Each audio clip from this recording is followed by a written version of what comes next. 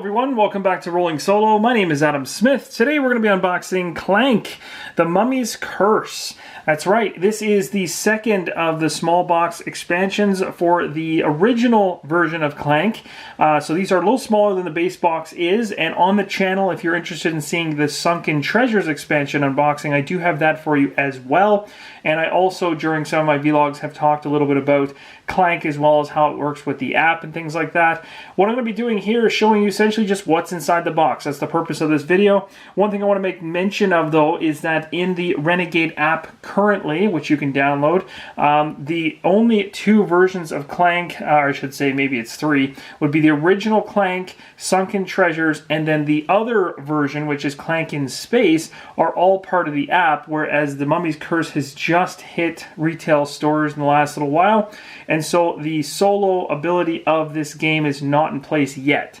But because all of the others have solo added in through the app implementation, I have no doubt in my mind that they'll be doing this for the Mummy's Curse as well. So I thought I'd show you what's inside the box in case you're interested in picking it up. So let's just quickly flip this thing over. Again, it's not a very big box. It's fairly slender, which is nice because it doesn't take up much room on the shelf. And technically, if you really wanted to, you could probably break this game right back down into the main Clank box and do away with the box if you're one of those types of people who'd prefer not to hold on to expansion boxes. I, however, like to hold on to everything because I'm crazy, but it's totally up to you, and it's not a very large box anyway. So I'll show you here the back of the box. It does say a little bit of wording in terms of the story and stuff like that, so I'm just going to zoom in a little bit so you guys can see a bit more of what's going on.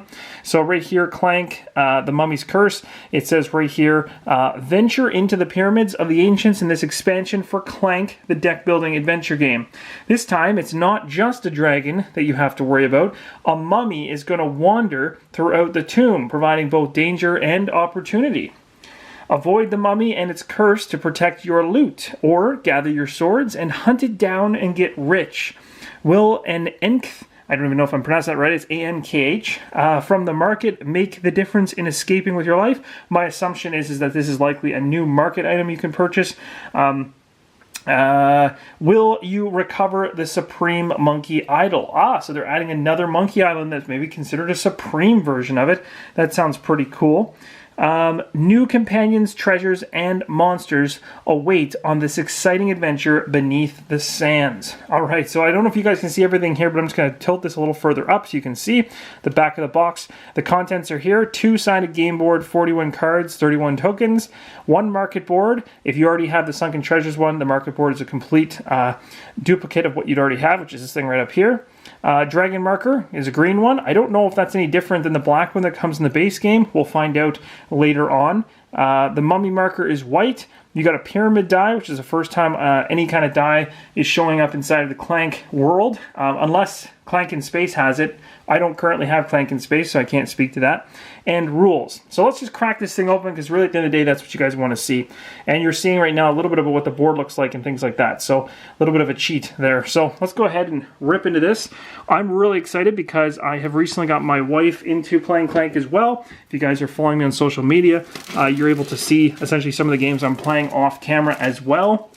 And this is one of them. The Clank series is fantastic. In my opinion, it's a great board game to introduce to people that are into board games already or are just on the cusp of starting to learn some a little bit more advanced games, because Clank is really a great bridge. It's one of the better bridges, honestly, for new players that are typical to like something like Ticket to Ride. This is a great bridge on like a next step. So anyway, in terms of solo play though, this thing's fantastic. And I can't wait for them to implement the solo version of the Mummy's Curse into the app. That'll be a blast to play. So here you go. I'm going to give you a nice shot of the box so you guys can actually see that all laid out. There it is. No wrap on it whatsoever. The artwork looks fantastic. But enough about that. Let's rip this thing open. So Renegade Games, always doing great stuff with their games. I love the fact, same as the Sunken Treasures, the rules are very, very short. So there's going to be a few things that are new, and of course I'll try to talk through it as I go through, but here's an example of what the board looks like. I'll let my camera focus. So as you can see there, you kind of got a pyramid on the left, and then down below underneath the pyramid. So that's really cool. Totally different design layout. It's double-sided, so there'll be 2 different ones. Every single Clank game comes with a board that's double-sided, if you're not familiar. You're going to get 40 new Dragon deck cards. You're going to have, there's that that new treasure that you can pick up from the market. Of course, there's the market board, costing you 7 to pick it up. It's worth 7 points. It also looks like it gives you a heart as well. The dragon marker says for added ambiance, you may choose to replace the original dragon marker with this version. So basically there's just a difference in markers in terms of the actual wooden marker. So if you want to use the new one that comes in this one, fantastic. The mummy marker, brand new to the game. Pyramid die, very, very new to the game. Mummy card, I've never seen that before, but I'm assuming this is going to talk about how you handle the mummy when the mummy shows up in the game. So hopefully that's giving you a decent idea of what's going to go on.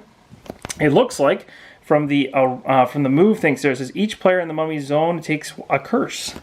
Curse might be a whole new mechanic in this one.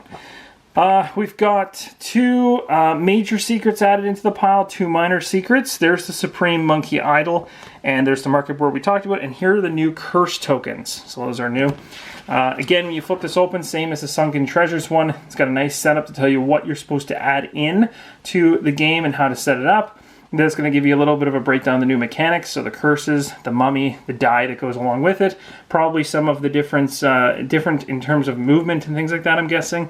This is going to help you understand the die and how it works and what the different results on either side mean, all that good stuff. But at the end of the day, that's it. It's literally like 4 sides, that's it. And really, at the end of the day, out of all that, there's only 3 sides of information, so that's not bad at all. So there's that, and if you flip over to the back, it's got a nice reference like it does in all the Clanks for new secrets. The Supreme Monkey Idol. It's also got this section here for the market item, which is now available.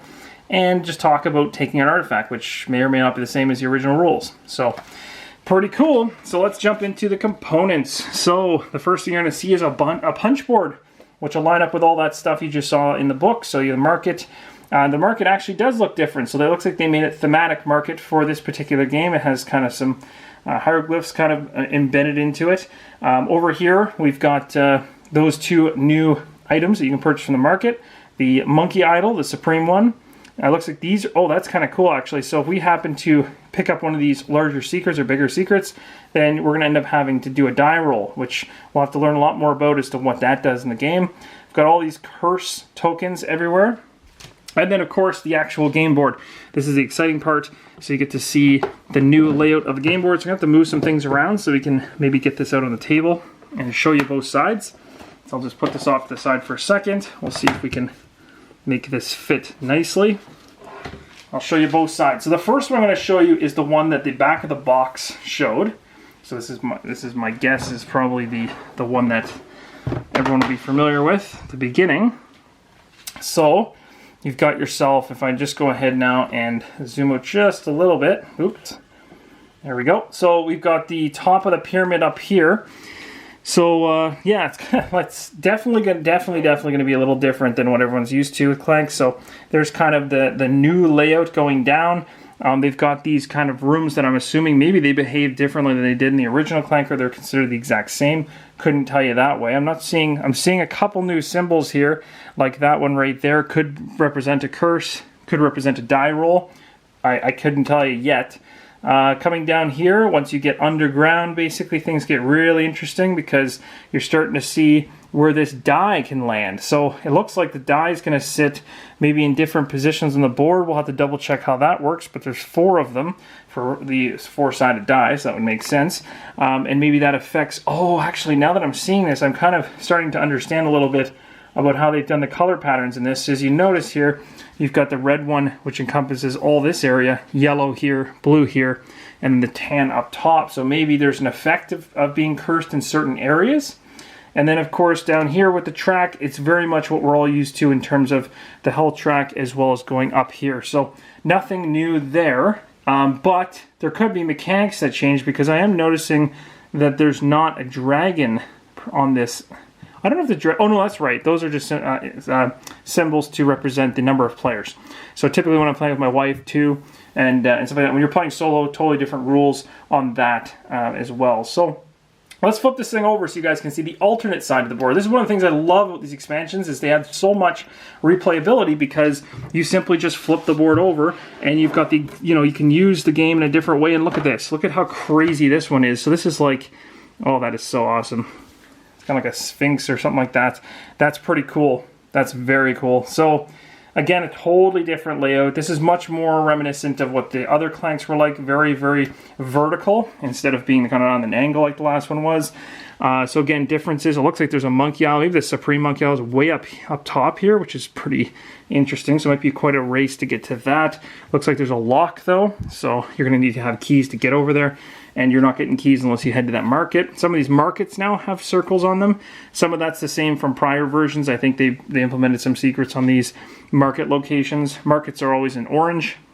Looks pretty cool. And again, same division with the die. If it lands in a certain area here, depending on which area it ends up landing in, it'll likely affect that area. So we'll have to read up on the rules for that. But hey, 2 sides to a game board, cannot complain. That's extremely cool. So I'm just going to zoom that out for a second. Other things we got in the box here are a nice little insert to tell you about all the other Clank games that you can potentially pick up. And there's the one I was talking about, Sunken Treasures, and of course the original base game itself. So I have all of those already. Here's the new die. This is the die. It's actually quite large. It's a pretty big die. That's really cool. So it takes up a decent amount of space on my hand. Has multiple symbols on it. Again, I can't speak to what any of them are, because I don't know yet, but I will be learning soon. But that's very, very cool. Awesome. First time a die has ever been introduced into Clank. Looks like we've got a package here of likely the dragon as well as the mummy, would be my guess. Yep. So let's see if they came safe and sound. And they did, I think. Let's see here. Yep. No issues there. So we've got the mummy. There you go. So the cool thing with Clank 2 is that these are wooden pieces, so it wouldn't be all that hard to paint them. And I'm kind of tempted at some point to actually paint these wooden meeples and kind of make them a little more exciting. And there's the alternate dragon that you can potentially use thematically for this one instead. Putting it on the track here, that type of thing. So those are very cool.